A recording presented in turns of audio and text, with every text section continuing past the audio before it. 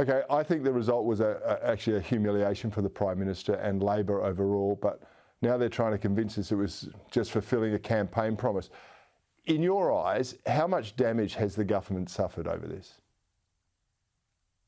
They've suffered a lot of damage. At least 30% of Labor voters voted no. You've got at least 43 Labor electorates who voted no. You had a Prime Minister on Saturday night whose disdain was so palpable you could bottle it. His contempt for the media, his ability or his inability to understand why Australians actually voted no. So what I saw on Saturday night was a Prime Minister who is out of touch and doesn't understand what is happening out in Middle Australia. And the number one issue in Australia at the moment is cost of living. And Australians have just seen hundreds of millions of dollars flush down the toilet because the Prime Minister wants to put his place in the history books. Shame on him. Yeah, I think his priorities have been absolutely all wrong and it has done enormous damage to the country. But Labor are spinning that the coalition, and Peter Dutton in particular, are now the wreckers, rather than reflecting the will of the people. I think it's an absurd claim.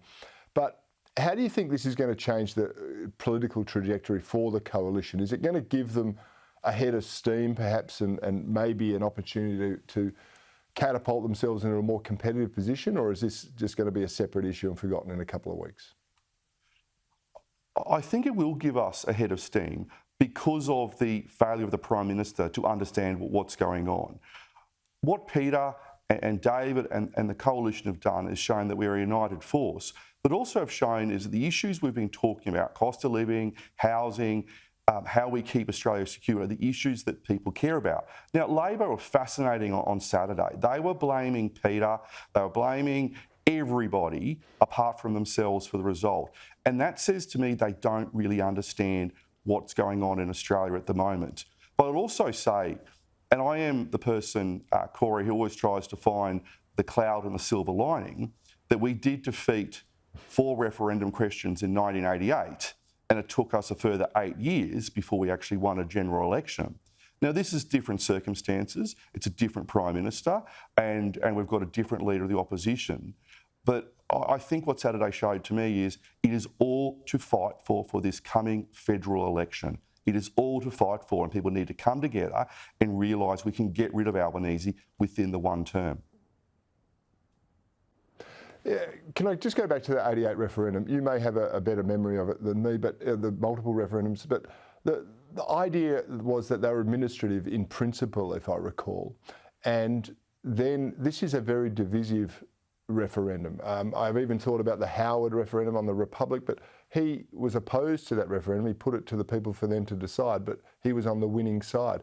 This has literally put a big rift through the country for no result, and they still won't examine all the failures that they've admitted have been happening around Aboriginal people. So I think this could do a heck of a lot of damage to the government.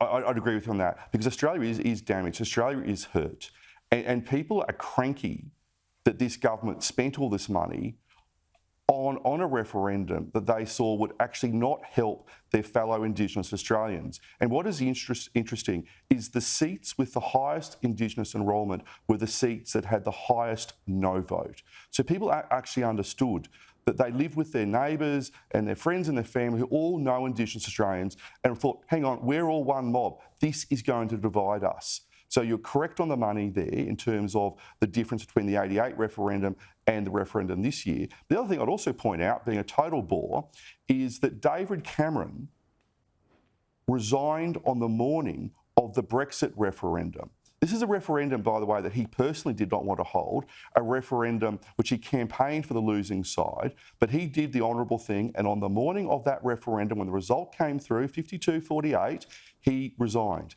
Now, I will bet you a truckload of Mars bars, there is no way that Anthony Albanese has the integrity or the honour of David Cameron and that he'll do the right thing. Yeah, and I bet Linda Burney won't be resigning anytime soon either, although I think she should. Now, let's look on the bright side of this, and I'm not saying just because a no victory was had, but I thought this was, and a lot of people are saying it was a particular victory for Jacinta Nampijinpa-Price. Some have even mentioned her as a future PM. Don't get caught up on the, she's in the Senate stuff. I thought it was a bit premature to say that, but how important do you think her voice was to this campaign victory? Jacinta's voice was very important because she was able to take her lived experience of what is going on in Alice Springs and the neighbouring communities and camps and take that to Middle Australia. She was able to talk about what had happened to members of her family and say that this voice won't be helping them. She was able to take people on the journey from the middle of Australia, from the heart of Australia, to people's family rooms, their TV rooms and their kitchens. And she was able to explain in simple, cut-through language why the voice was going to be bad and why the voice was going to divide Australians. And importantly, she also pointed out that Bess, her mum, is full-blooded, but her dad, comes from the British Isles. And why should she choose one tradition over the other? Why should she be forced to choose? And the same with her own children. So she was the lived experience of why Australia voted overwhelmingly no on Saturday. Yeah, I saw the interview with Jacinta Price's mum and dad on Sky News last night. It was fantastic to see, and it is, I think, a celebration of what is wonderful about this country. James McGrath, thank you. You have a good week in Canberra, and I'm sure you can, celebrate a little bit with your colleagues and fellow no campaigners. Thanks for joining me on Bernardi.